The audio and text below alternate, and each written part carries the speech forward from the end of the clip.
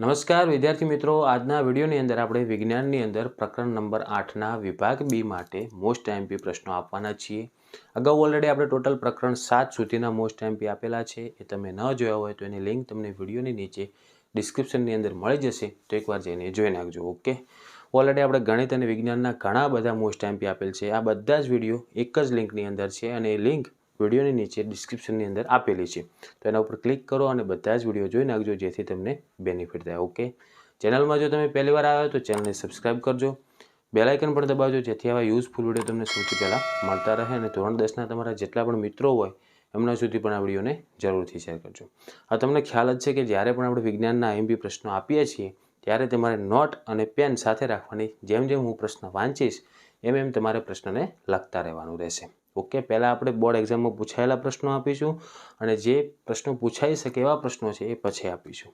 જુઓ મિત્રો, પ્રકરણ 8નું નામ છે આનુવંશિકતા. તો આ પ્રકરણની અંદર જે પહેલાં બોર્ડ એક્ઝામમાં પૂછાયેલ છે એ પ્રશ્નો આપણે જોઈશું અને પછી જે પૂછાઈ શકે એવા મોસ્ટ આઈએમપી પ્રશ્નો છે એની વાત કરીશું. તો પહેલો પ્રશ્ન છે જે બોર્ડ એક્ઝામમાં પૂછાયેલ છે, વધારે આની અંદરથી પૂછાતા નથી, પણ તો આપણે તૈયારી રાખવાની, કારણ કે જો એક પ્રશ્ન પૂછાઈ ગયેલું હોય તો શક્યતા રહે કે બીજા પણ પ્રશ્નો પૂછાઈ શકે.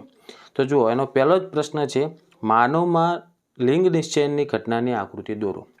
તો માનવમાં લિંગ નિશ્ચયનની જે આકૃતિ છે ઘટનાની, એ તમારે આકૃતિ તૈયાર કરી નાખવાની. અને આ પ્રશ્ન માર્ચ 2022ની અંદર પૂછાયેલ પ્રશ્ન છે. હવે જે પૂછાઈ શકે એવા પ્રશ્નો છે એની વાત કરીએ આપણે, કે અલિંગી પ્રજનનની તુલનામાં લિંગી પ્રજનન દ્વારા ઉત્પન્ન થયેલી ભિન્નતાઓ વધારે સ્થાયી હોય છે, સમજાવો. ફરી બોલું છું, અલિંગી પ્રજનનની તુલનામાં લિંગી પ્રજનન દ્વારા ઉત્પન્ન થયેલ ભિન્નતાઓ વધારે સ્થાયી હોય છે, સમજાવો. પછી નેક્સ્ટ એના પછીનો પ્રશ્ન આવશે કે ભિન્નતાઓની ઉત્પત્તિ થવાથી કોઈ જાતિનું અસ્તિત્વ કેવી રીતે વધી જાય છે.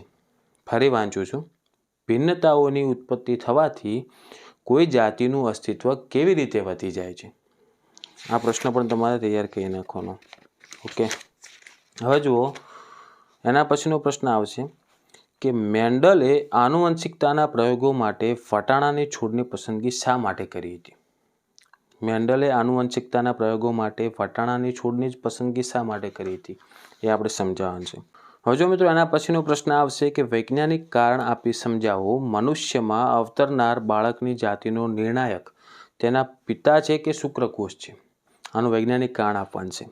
ફરી સમજાવું કે મનુષ્યમાં અવતરનાર બાળકની જાતિનો નિર્ણાયક તેના પિતા છે કે શુક્રકોષ છે. આનું આપણે વૈજ્ઞાનિક કારણ આપવાનું છે. ઓકે, બસ તો મિત્રો, પ્રકરણ 8ના આપણે આજે આટલા જ આઈએમપી આપીશું. હવે નેક્સ્ટ આપણે પ્રકરણ 9ના આઈએમપી પ્રશ્નો જોઈશું. આશા રાખું છું મિત્રો આ વિડીયો તમને ખૂબ જ યુઝફુલ થયો છે. તો પ્લીઝ વિડીયોને લાઇક કરજો, ચેનલને જો સબસ્ક્રાઈબ કરવાનું ભૂલી ગયા તો સબસ્ક્રાઈબ કરી નાખો અને બેલ આઇકન દબાવો, જેથી આ યુઝફુલ વિડીયો તમને સૌથી પહેલાં મળતા રહે. ધોરણ 10ના તમારા જેટલા પણ મિત્રો હોય એમના સુધી પણ આ વિડીયોને જરૂરથી શેર કરજો. ઓકે, હવે નેક્સ્ટ આપણે પ્રકરણ નંબર 9ના મોસ્ટ આઈએમપી પ્રશ્નો આપીશું. હવે મળશે આપણે નેક્સ્ટ વિડીયોમાં. Thank you so much for watching my videos. Thank you so much.